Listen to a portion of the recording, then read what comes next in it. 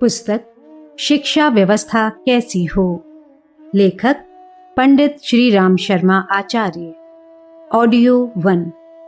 गायत्री मंत्र हमारे साथ साथ। ओम भूर्भुवः स्वः तत्सवितुर्वरेण्यं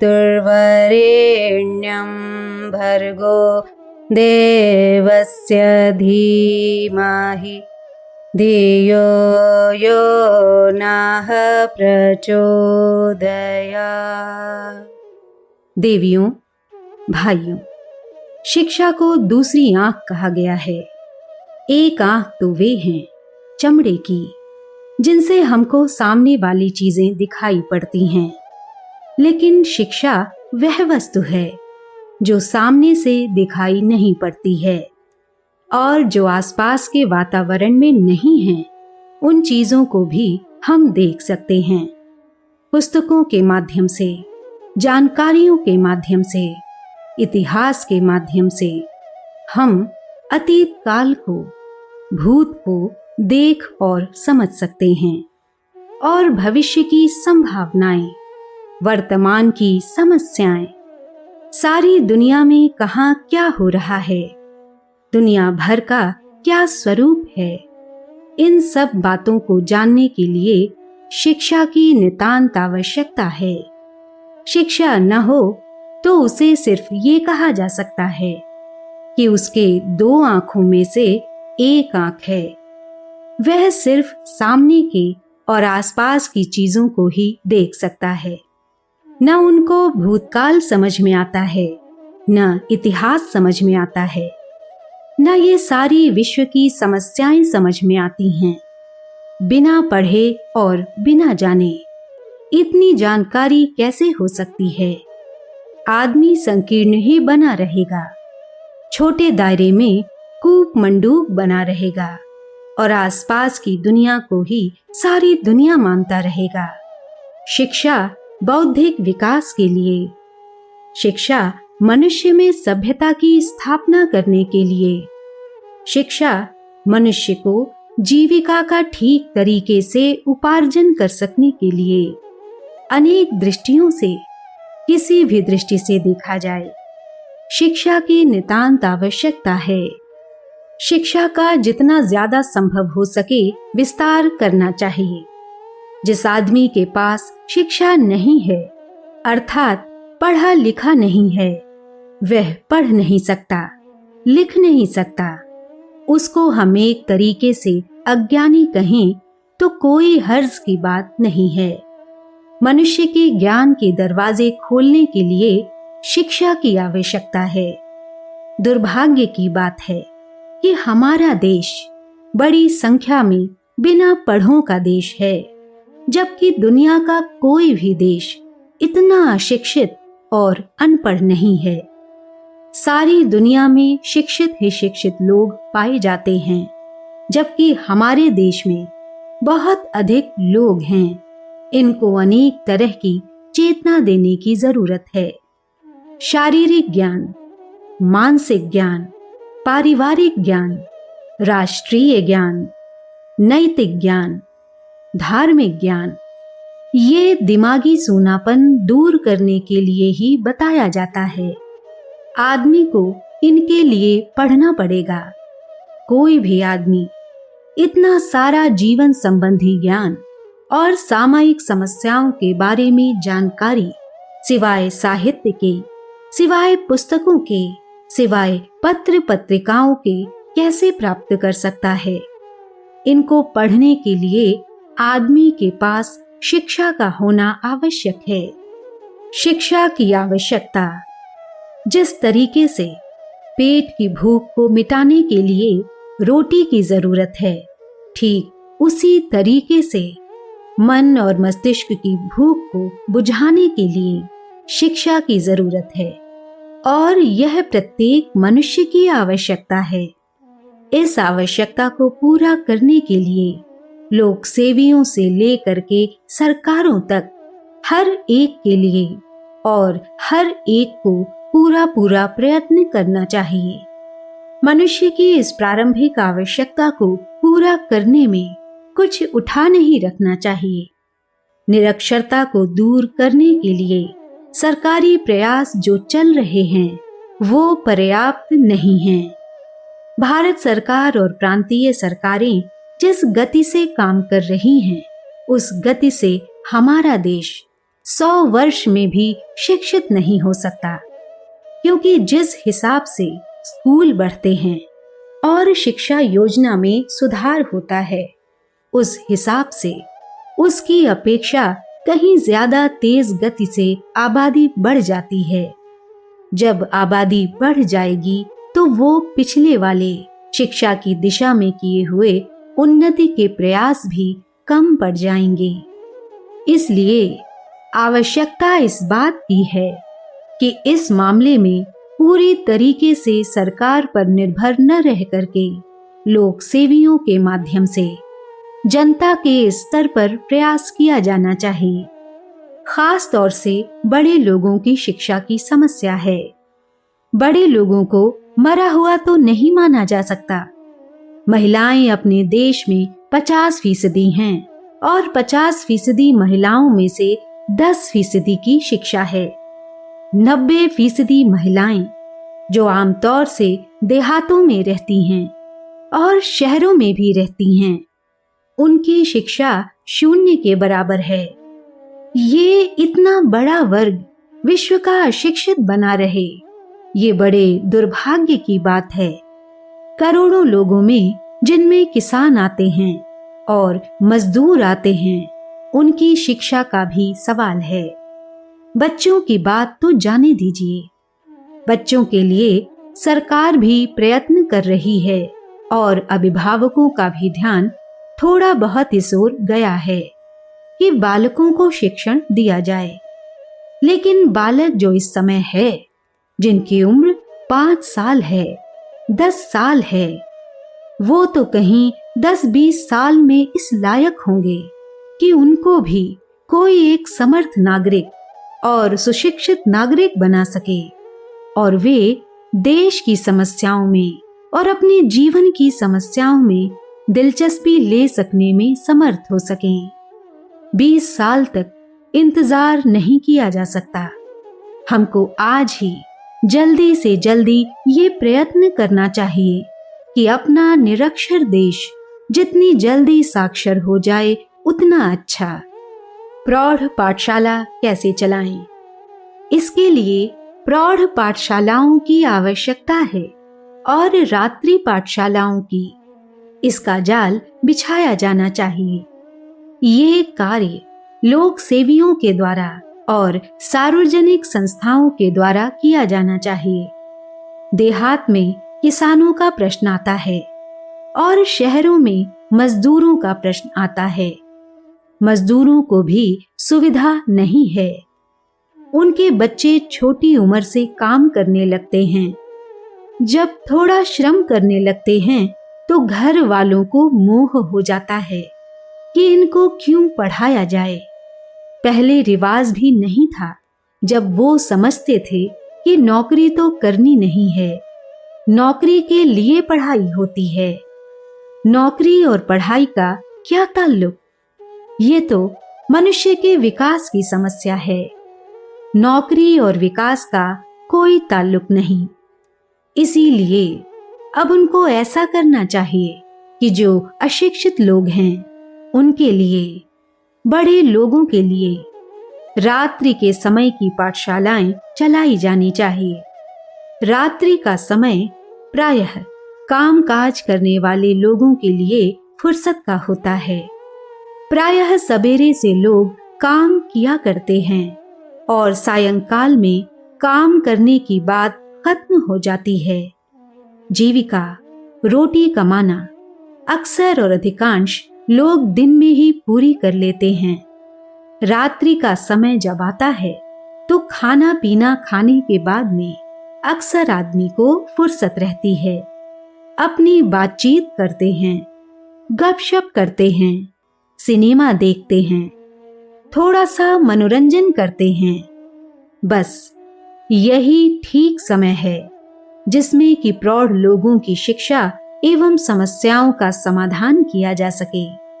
रात्रि को जब 7 बजे के करीब सब लोग काम से आ करके और नित्य कर्म करके खाना पीना खा करके जल्दी निवृत्त हो जाएं, तब 7 से 9 तक अथवा ठंडक और गर्मी के हिसाब से इस समय को आगे पीछे बढ़ाया जा सकता है। 2 घंटे की पाठशालाएं चल सकती हैं। शिक्षित लोगों के लिए आवश्यक है कि वो अपना थोड़ा सा समय इसके लिए श्रमदान के रूप में दें और समाज के लिए अनुदान के रूप में दें।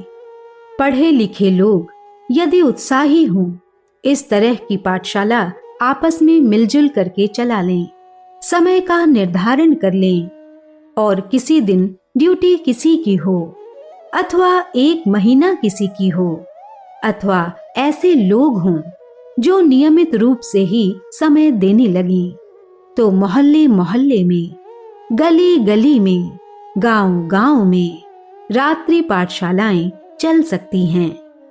इसके लिए जिन लोगों को संकोच सा लगता है, झिझक लगती है, अपनी तौहीन समझते हैं कि हमारी इतनी बड़ी उम्र हो गई और हम बच्चों के तरीके से पढ़ने क्या जाएं।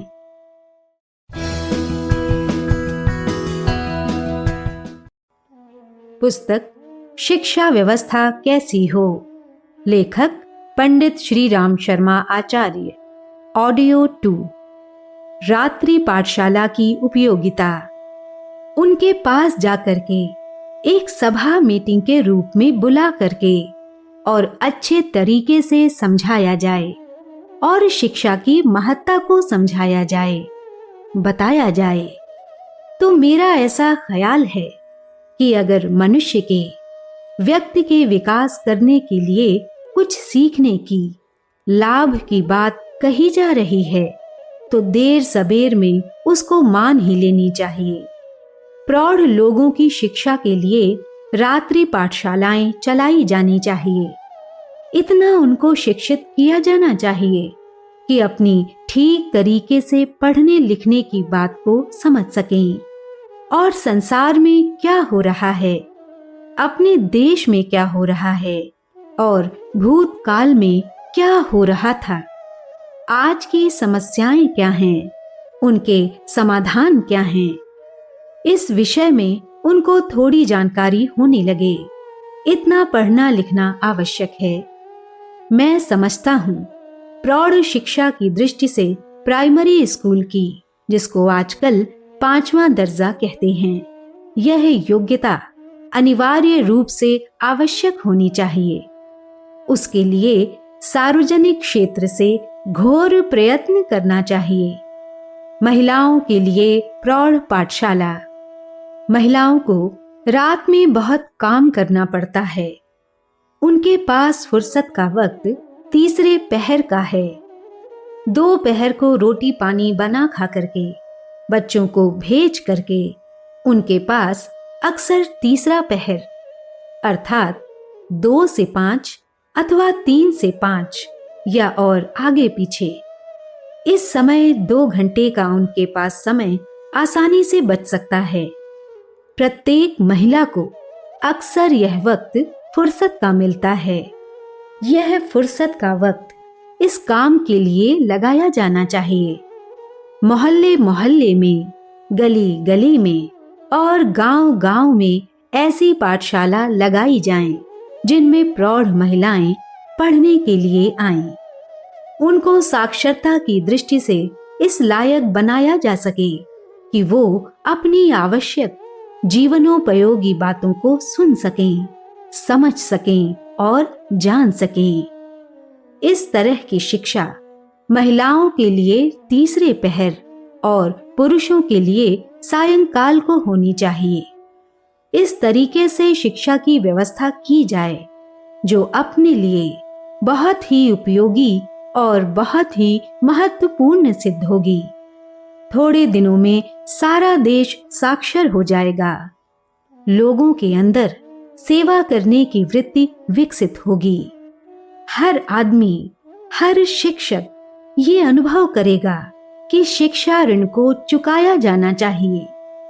शिक्षा की व्यवस्था अत्यधिक आवश्यक है और उसको पूरा करने के लिए हर आदमी को और हर व्यक्ति को किसी न किसी रूप में भाग लेना चाहिए। जो लोग बाहर वालों की सेवा नहीं कर सकते, कम से कम उनको इतना तो करना ही चाहिए कि अपने घर के लोग हैं, बच्चे हैं, बुढ़े हैं, जो घर की अशिक्षित स्त्रियां हैं या अशिक्षित व्यक्ति हैं, उनको पढ़ाने के लिए समय दिया करें। उनको आगे बढ़ाने के लिए इस तरह की पाठशालाओं की आवश्यकता है। मान लीजिए किसी ने मिडिल पास किया है, उसकी इच्छा मैट्रिक पास करने की है। उनको ऐसी सुविधाएं होनी चाहिए। उनके लिए ऐसे ट्यूटोरियल स्कूल होने चाहिए जिसमें कि उस फुर्सत के वक्त में, रात के वक्त में पढ़ सकें। महिलाएं जो थोड़ी पढ़ी हुई हैं और आगे पढ़ना चाहती हैं, उनके लिए ऐसी व्यवस्था होनी चाहिए कि जो सायंकाल के वक्त, जो फुर्सत का वक्त है, उसमें वो पढ़ें और पढ़ लिख कर अपनी योग्यता बढ़ाएं, परीक्षा दें और शिक्षा प्राप्त करें और उच्च शिक्षा को प्राप्त करने की अधिकारी हो जाएं। ऐसी व्यवस्था का जमाना एक बड़ी भारी सामाजिक आवश्यकता है, उसको पूरा किया ही जाना चाहिए। बच्चों को क्या पढ़ाया जाए? अब बच्चों का सवाल आता है कि बच्चों को क्या पढ़ाया जाए। इसे दुर्भाग्य कहना चाहिए कि हमारे देश में शिक्षा की मनोवृत्ति और शिक्षा का स्वरूप कुछ ऐसा विलक्षण हो गया है कि हर आदमी पढ़ने के साथ साथ में इस बात को जोड़ लेता है कि हमको पढ़ने के बाद में नौकरी मिल ही जाएगी और नौकरी करनी ही चाहिए। नौकरी अर्थात शिक्षा, ये दोनों पर्यायवाची शब्द हो गए हैं आज। विद्यार्थियों से स्कूलों और कॉलेजों में जाकर पूछा जाए कि आपका भविष्य क्या है और आप क्या करेंगे, उनमें से 99% बच्चों का एक ही उत्तर होगा कि हम नौकरी करेंगे। इतनी नौकरी कहां से आएंगी जब सारे के सारे देश के नागरिक पढ़ने लगेंगे और हर नागरिक की ये इच्छा होगी कि हमको नौकरी ही मिलनी चाहिए। तो सबको नौकर कौन रखेगा? नौकर की कहीं कहीं जरूरत पड़ती है। फिर क्या होगा? पढ़ाई और नौकरी बिल्कुल अलग अलग बात है। नौकरी का अर्थ यह जरूर है कि शिक्षा के साथ लोगों को इतना ज्ञान और बुद्धि होनी चाहिए ताकि अगर आवश्यकता पड़े तो वह स्वावलंबी बन सके। उनके पैतृक व्यवसाय जो कुछ भी होते हैं, उसमें उनको निष्णात करना शिक्षा का काम है। जो किसानों के बच्चे हैं, उनको खेती बाड़ी की शिक्षा, पशुपालन की शिक्षा, इसके बारे में आवश्यक जानकारी दी जाना चाहिए। और वो बच्चे अपने बड़े होने के बाद में पढ़ लिख करके अपने माँ बाप के तरीके से भी अच्छी तरह खेती बाड़ी करना शुरू करें, पशुपालन शुरू करें, नया उद्योग शुरू करें। ऐसी जानकारी मिले तो किसानों के बालकों को नौकरी तलाश करने की आवश्यकता क्यों हो? शिक्षा का यह उद्देश्य है कि सोहदे का लड़का है। प्राइमरी शिक्षा लेने के बाद में बच्चों की रुचि और व्यवसाय का निर्धारण वहीं हो जाना चाहिए। ये देखा जाना चाहिए कि नौकरी तो सबको नहीं मिल सकती, आखिर उनको जीविका के लिए क्या करना है। किसान के बच्चों को किसान के लायक शिक्षा, दुकानदार के बच्चों को दुकानदार के लायक शिक्षा। जिनके माँ बाप, जिनके घर वाले व्यापार करते हैं, उनको उस तरह की शिक्षा की व्यवस्था कर देनी चाहिए छोटी उम्र से ही। प्राइमरी के बाद शिक्षा व्यवस्था कैसी हो? 5वें दर्जे के बाद बेसिक शिक्षा का निर्धारण हो जाना चाहिए। दुकानदार के बच्चों को किस चीज की जरूरत है, हिसाब किताब से लेकर के और व्यापारिक ज्ञान तक उनको पढ़ाया जाना चाहिए। जिस आदमी को सरकारी नौकरी करनी है उसे देखा जाए कि उसको नौकरी की आवश्यकता भी है कि नहीं। उसके लिए सरकार को या दूसरी संस्था को पहले से ही मांग घोषित करनी चाहिए कि हमारे यहाँ प्रति वर्ष इतने नौकरों की जरूरत पड़ेगी। उन नौकरों की मांग के अनुरूप और अनुपात से इस तरीके से व्यक्ति विकसित किए जाने चाहिए कि उन नौकरियों में फिट हो सकें और लगभग उतने ही पढ़ें। हर साल नए इंजीनियरों की भर्ती, जिसमें बूढ़े लोगों का रिटायर हो जाना शामिल है और नयों की वृद्धि शामिल है। मान लीजिए 1000 इंजीनियरों की आवश्यकता है, तो हमारे इंजीनियरिंग कॉलेजों में भर्ती करने के साथ पहले ही देख लेना चाहिए कि 1000 की जगह पर 1500 इंजीनियरों को पैदा करने का इंतजाम किया जाए। ऐसा नहीं होना चाहिए कि 1000 इंजीनियरों की जरूरत है और 10,000 इंजीनियर पैदा किए जाएं और 9,000 इंजीनियर जिन्होंने पढ़ाई लिखाई की है, बहुत सारा वक्त खर्च किया है और पैसा खर्च किया है, उनका क्या होगा? इस तरीके से जो नौकरी की बात है उसके पहले राष्ट्रीय आवश्यकता को ध्यान में रखा जाए, कारखानों की आवश्यकता को ध्यान में रखा जाए और मोटा अनुपात लगाया जाए कि इतने लोगों के लिए नौकरी का स्थान होगा। उतने ही लोगों को शिक्षित किया जाए। खासतौर से सरकारी नौकरियों के बारे में। प्राइवेट नौकरियों की बात तो अलग है, वहां उसकी व्यवस्था का अंदाज लगाना मुश्किल है। सरकारी नौकरों का अंदाज लग सकता है और उस तरह की नौकरी के स्कूल, सरकारी सेवा और प्रशासनिक ढांचे के बारे में प्राथमिक शिक्षा से ही जानकार बने ताकि वो उस मशीनरी में ठीक से फिट हो सकें। इस तरीके से खासतौर से सरकारी नौकरियों के बारे में इस अनुपात से ही शिक्षण दिया जाना चाहिए और अनावश्यक लोगों की भर्ती पहले से ही बंद कर देनी चाहिए ताकि किसी तरह की समस्या खड़ी न हो, बेकारी की समस्या न हो, बेरोजगारी की समस्या न हो। शिक्षा के साथ स्वावलंबन, कुटीर उद्योग। शिक्षा का एक और भी उद्देश्य होना चाहिए कि वह स्वावलंबन शिक्षा के बारे में कुटीर उद्योगों पर ध्यान दे। अपना देश इस तरीके से बिखरा हुआ है, उस बिखरे हुए देश में बड़े उद्योग देहातों में चल नहीं सकते। बड़े व्यवसायों के लिए केवल शहरों में गुंजाइश है। छोटे देहातों में बड़े व्यवसाय नहीं हो सकते हैं। बड़े व्यवसायों को बड़ी पूंजी लगानी पड़ती है, बड़ी मशीनें भी लगानी पड़ती हैं। इसलिए हमारे देश में, जो बहुत ही गरीब देश है, पिछड़ा हुआ देश है, फैला हुआ देश है, कुटीर उद्योगों का विकास किया जाना चाहिए।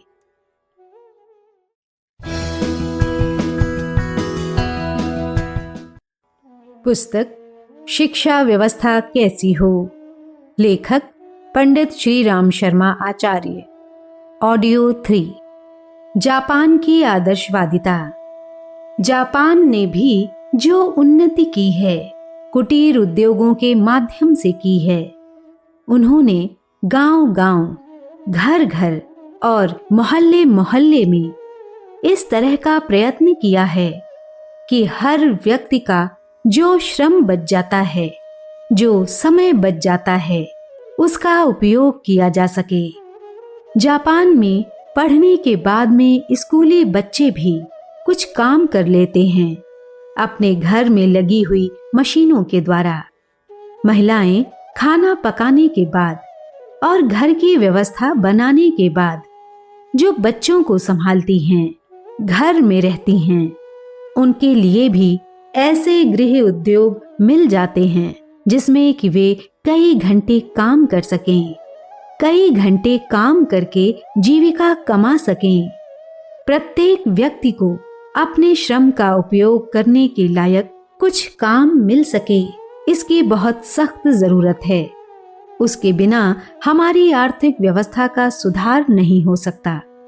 एक आदमी कमाए और सारा घर खाए, ये क्या बात है? एक कमाता है, बाकी लोग जो समर्थ हैं, बड़ी उम्र के हैं और जो काम करने में समर्थ हैं, उनको काम क्यों नहीं मिलना चाहिए? इतने आदमियों की श्रम शक्ति बेकार चली जाए तो राष्ट्रीय उत्पादन में कमी होना स्वाभाविक ही है। एक ही आदमी कमाए, सारा घर खाए, तो घर में आर्थिक संकट होना स्वाभाविक ही है। हर आदमी को किसी न किसी रूप में कमाना चाहिए।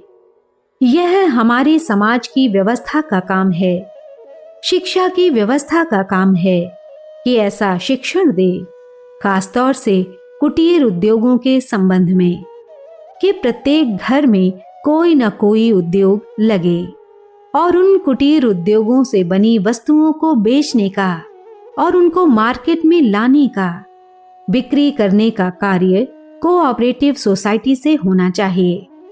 एक आदमी चीज बनाए और वही बेचता फिरे, ये क्या ढंग है? घर में साबुन कोई बनाए और वही सिर पर रखकर घर घर में बेचे, तो 1/4 समय बनाने के लिए और 3/4 समय बेचने के लिए, फिर क्या लागत आएगी? बिक्री का काम उत्पादक का नहीं होना चाहिए। उत्पादक अलग हों और विक्रय करने वालों की संस्थाएं अलग हों। इससे बनाने वाले को भी निश्चिंतता होती है। बिक्री के लिए स्रोत भी ठीक बन जाते हैं और बाहर भेजना हो तो वो भी ठीक बन जाता है। हमारे शिक्षण का उद्देश्य स्वावलंबन होना चाहिए। शिक्षा का उद्देश्य मानव जीवन की हर समस्या के बारे में व्यक्ति को जानकारी कराना है, जैसे स्वास्थ्य की समस्या, एनाटॉमी से लेकर फिजियोलॉजी तक। हमारे अंग किस तरीके से काम करते हैं और क्यों बीमार हो जाते हैं, बीमार हुए लोगों को किस तरीके से ठीक किया जा सकता है, और घर में कोई बीमार पड़ जाए तो उसकी परिचर्या के लिए और प्राथमिक सहायता के लिए क्या किया जाना चाहिए, ये शिक्षा का महत्वपूर्ण अंग होना चाहिए। पर हम देखते हैं कि ये अंग बहुत कम हैं। हर आदमी जब बड़ा हो जाता है तो उसको पैसे कमाने पड़ते हैं और उद्योग करना पड़ता है, रोटी कमानी पड़ती है, हिसाब किताब रखना पड़ता है। पर हम ये देखते हैं कि जो सामान्य शिक्षा है उसमें आवश्यक बातों के लिए कोई स्थान नहीं। प्रत्येक व्यक्ति का एक कुटुंब होता है, परिवार होता है, परिवार की समस्या होती है, स्त्री की समस्या होती है, बच्चे पैदा होने की समस्या होती है, गर्भवती की समस्या होती है, बालकों के विकास की समस्या होती है। जो आदमी कुटुंब बनाता है और कुटुंब में रहता है, उनको इस बात की जानकारी होनी चाहिए।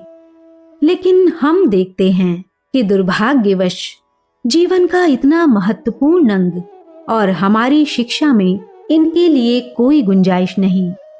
मनुष्य की राष्ट्रीय समस्याएं, सामाजिक समस्याएं, धार्मिक समस्याएं, आत्मिक समस्याएं, जीवन के विकास करने की समस्याएं, व्यक्तित्व को ठीक रखने की समस्याएं इत्यादि असंख्य समस्याएं मनुष्य के जीवन में हैं।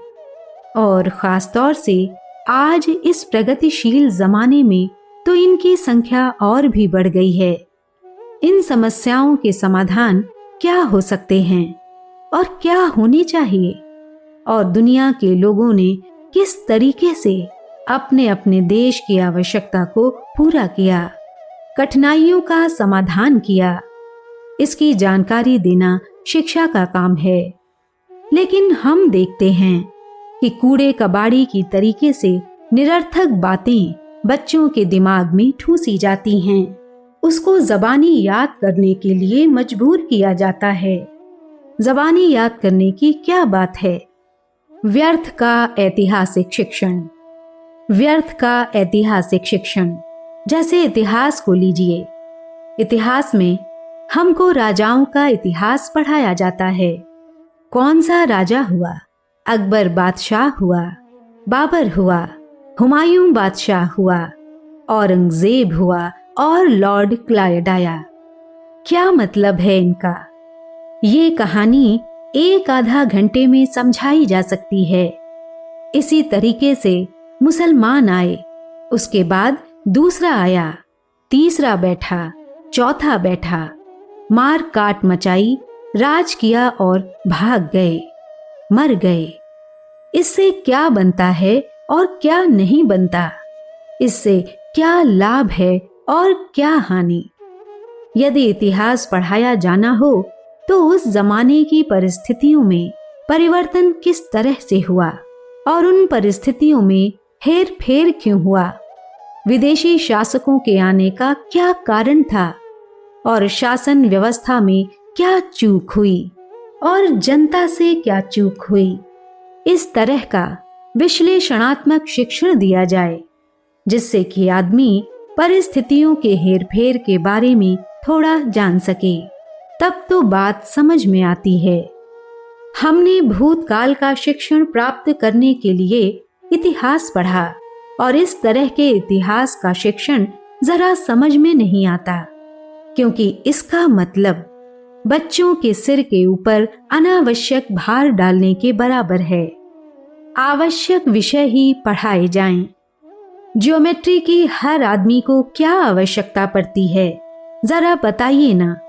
ओवरसियर को पढ़ सकती है, इंजीनियर को पढ़ सकती है, पर हर बच्चे को ज्योमेट्री पढ़नी पड़े, इसकी कोई तुक है? ऐसे तो बहुत से विषय हैं जिन्हें कहा जाए यह भी जरूरी होता है तो जमीन खोदने से ले करके और आसमान में तारे सितारे गिनने तक सब पढ़ता रहे तो 100 जन्म में भी शिक्षा पूरी नहीं हो पाएगी। बच्चों के ऊपर उतना अनावश्यक भार नहीं डालना चाहिए जो जीवन में काम नहीं आता है। जीवन में काम आने वाले ज्ञान को सर्वसाधारण के लिए अनिवार्य किया जाना चाहिए और जो विशेष विषय के विशेषज्ञ बनना चाहते हैं उनके शिक्षण की अलग व्यवस्था हो। जैसे कि मान लीजिए ग्रह नक्षत्रों के चाल के बारे में कोई बच्चा रुचि रखता है या अन्य विदेशी भाषा के बारे में उसको कोई ज्ञान है, इच्छा है, उसके लिए अलग से शिक्षण किया जाए।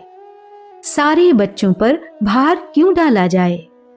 शिक्षा की व्यवस्था में प्रत्येक के लिए आवश्यक है कि व्यावहारिक जीवन नहीं, आंतरिक जीवन जो कि मनुष्य का वास्तविक जीवन है, उसको कैसे जिया जाए, इसका परिपूर्ण शिक्षण किया जाना चाहिए।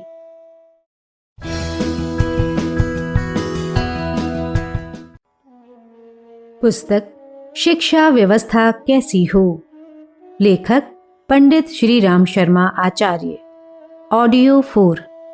शिक्षा और विद्या। शिक्षा उस चीज को कहते हैं जो भौतिक आवश्यकताओं में सहायता कर सकती है। जानकारी का नाम शिक्षा और विद्या उस चीज का नाम है जो मनुष्य को कर्तव्यों के बारे में, जिम्मेदारियों के बारे में, सद्गुणों के बारे में, अपने कर्मों और स्वभाव को सही बनाने के बारे में आदमी को आगाह करती है और उसके लाभ हानि समझाती है और सही रास्ते पर चलना सिखाती है और बुरे मार्ग से बचना सिखाती है।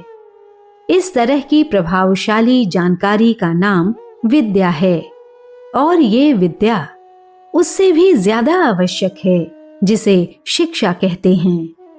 शिक्षा का महत्व मैं अभी आपको बता रहा था, वो प्रारंभिक बात थी, लेकिन इससे आगे मनुष्य को समर्थ और सबल, सही और अच्छा, उत्कृष्ट बनाना है तो हमको शिक्षा के साथ साथ में विद्या के अंगों का आवश्यक समावेश करना ही चाहिए।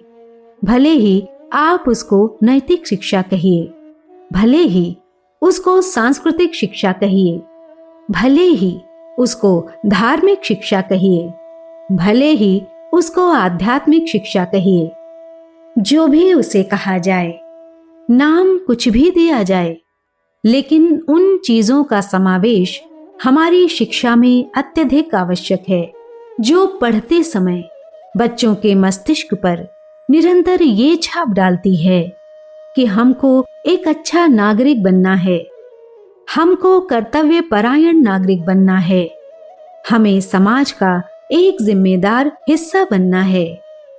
कभी हमको राष्ट्र का नेतृत्व करना पड़े, समाज का नेतृत्व करना पड़े, किन किन बुराइयों से बचना है और किन किन बुराइयों से समाज को बचाना है, ये व्यक्ति और समाज के मूलभूत जीवन के, अंतरंग जीवन के बारे में जितनी गहरी जानकारी होगी, उतना ही आदमी का व्यक्तित्व, उतना ही आदमी का क्रियाकलाप सही होता हुआ चला जाएगा। यह बहुत ही आवश्यक है कि हम किस तरीके से अच्छा और ठीक जीवन जिएं। इस तरह की शिक्षा हमारे देश में होनी ही चाहिए। गुरुकुल परंपरा का पुनर्जागरण हो, प्राचीन कालीन गुरुकुल परंपरा को जीवित किया जाए और शिक्षा के साथ साथ अगर संभव हो तो ऐसा प्रयत्न किया जाना चाहिए कि बच्चों को बोर्डिंग में ही रखा जाए। प्राचीन काल में गुरुकुल प्रणाली थी और बहुत ही अच्छी और बहुत ही मुनासिब प्रणाली थी। अक्सर देखा यह गया है कि घरों का वातावरण उतना अच्छा नहीं होता और प्रत्येक परिवार में उतनी सांस्कृतिक व्यवस्था नहीं होती। घर में अनेक लोग रहते हैं और अनेक तरह के लोग रहते हैं, उनको अपने साथ मिला करके ही चलना पड़ता है। हिंदुस्तान जैसे संयुक्त परिवार प्रणाली के देश में मान लीजिए कोई बाप हुक्का पीता है, कैसे मना किया जाए? कोई माँ गाली देने की अभ्यस्त है और लड़ाई झगड़ा करने की अभ्यस्त है, माँ को कैसे घर से निकाल दिया जाए? घर का वातावरण सही रखना हर के बस का काम नहीं है, किसी किसी से ही बन पड़ता है। अच्छे वातावरण में जब तक बच्चों को नहीं रखा जाएगा, तब तक बच्चों का नैतिक और सांस्कृतिक और आत्मिक विकास नहीं हो सकता। इसीलिए पुरानी पद्धति ये थी कि जहां शिक्षण दिया जाए वहां उसका उनको संरक्षण भी दिया जाए। ये प्रथा गुरुकुलों द्वारा संभव थी, क्योंकि वहां महर्षियों के आश्रम में ऋषियों की धर्मपत्नियां उत्कृष्ट विचारधारा वाली थीं। जहां के सहायक अध्यापकों से लेकर के कर्मचारियों तक सब उसी स्तर के बने हुए थे, जो बच्चों के ऊपर एक स्वस्थ प्रभाव डालें।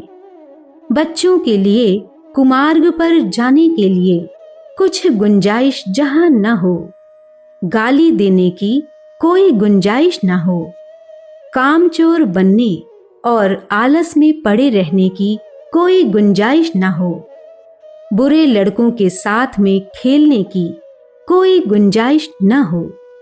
इस तरह की सारी गुंजाइश जहां नहीं रहती है, वहां का वातावरण बढ़िया बन जाता है। वातावरण का प्रभाव बच्चों के मन और मस्तिष्क पर पड़ता हुआ चला जाता है। जब बड़े होते हैं तो श्रेष्ठ नागरिक होते चले जाते हैं। आज भी इसी तरह की शिक्षा प्रणाली की आवश्यकता है। बच्चों को जब माँ बाप खाना खिलाते ही हैं, कपड़ा पहनाते ही हैं, फीस और पढ़ाई का खर्च देते ही हैं, तो उनको आंखों के आगे ही रख करके खर्च उठाया जाए, ये क्या बात है? ऐसा भी तो हो सकता है जो खर्च माँ बाप बच्चों के लिए उठाते हैं, वह खर्च उस तरह की शिक्षा प्रणाली के लिए गुरुकुल को दे दिया जाए। वहां बच्चों की न केवल शिक्षा बल्कि सारी की सारी दिनचर्या का क्रम ढाला जाए।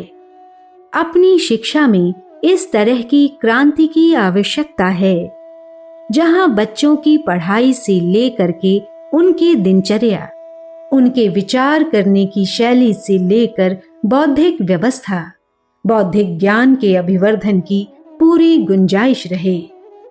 भावी पीढ़ी के निर्माण को एक राष्ट्रीय कर्तव्य मानकर दूसरे स्रोतों से खर्च में कटौती करें।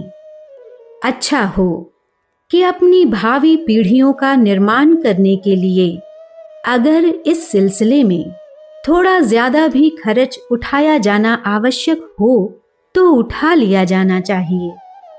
तरह तरह के टैक्स लगाए जा सकते हैं या दूसरी चीजों पर कमी की जा सकती है। ये जो कि मनुष्य के जीवन और मरण का प्रश्न है, नई पीढ़ी का प्रश्न है, आदमी को बनाने का प्रश्न है। आदमी को बनाने का मतलब समाज को बनाना, राष्ट्र को बनाना, भावी व्यवस्था को बनाना। उसके लिए अगर हमको शिक्षा पर खर्च भी करना पड़ता हो और टैक्स भी देना पड़ता हो और सरकार को बड़ी व्यवस्था भी बनानी पड़ती हो, तो भी इसके लिए प्रबंध किया जाना चाहिए। शिक्षा और विद्या की उपयोगिता और शिक्षा के स्वरूप के बारे में हर विचारशील आदमी को चिंतन करना चाहिए। अपनी इस राष्ट्र की प्राथमिक आवश्यकता और महत्ती आवश्यकता का समाधान करने के लिए ऐसा हल ढूंढ के निकालना चाहिए जिससे अपना देश शिक्षित बन सके, साक्षर बन सके, विद्यावान बन सके, गुणी बन सके और व्यक्तित्व का विकास करने वाला बन सके।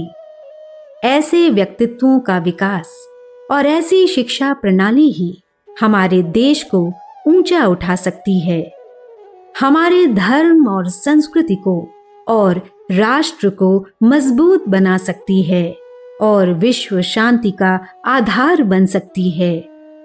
आज की बात समाप्त। ओम शांति।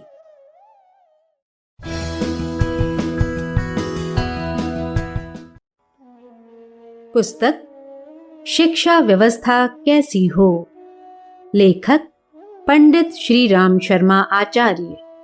ऑडियो 5। हमारा युग निर्माण सत्संकल्प।